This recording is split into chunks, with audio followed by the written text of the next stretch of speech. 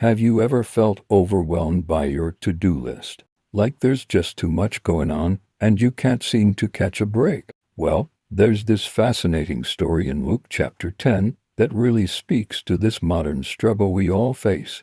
Picture this. Jesus is visiting the home of two sisters, Martha and Mary. Martha's running around like many of us do today, cooking, cleaning, trying to be the perfect host.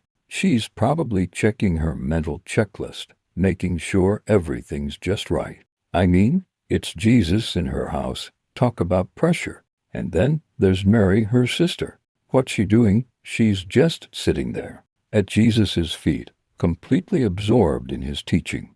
Now, if you've ever hosted a big dinner, you know exactly how Martha felt. Here she is, working her tail off, while her sister's seemingly doing nothing to help. Finally, Martha's had enough. She goes to Jesus and says, "Lord, don't you care that my sister has left me to do all the work by myself? Tell her to help me."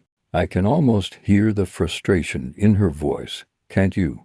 It's the same tone we might use when we feel we're carrying too much of the load. But Jesus' response, it's absolutely unexpected and profound. He says, "Martha, Martha, you are worried and upset about many things, but only one thing is needed. Mary has chosen what is better, and it will not be taken away from her." Think about that for a moment. Martha wasn't doing anything wrong. She was serving, being hospitable, doing what any good host would do. But in her busyness, she missed something crucial. Mary understood that sometimes the most important thing isn't checking off our to-do list. It's being present with Jesus. This story really challenges our modern mindset, doesn't it? We live in a world that celebrates busyness, that equates activity with importance. But Jesus is telling us there's something more valuable than all our doing. It's being with Him, listening to Him, letting His words shape our lives.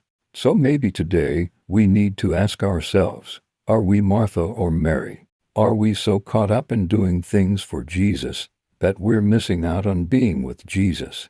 Sometimes the most spiritual thing we can do is just stop. Stop running, stop worrying, stop trying to control everything, and simply sit at His feet and listen.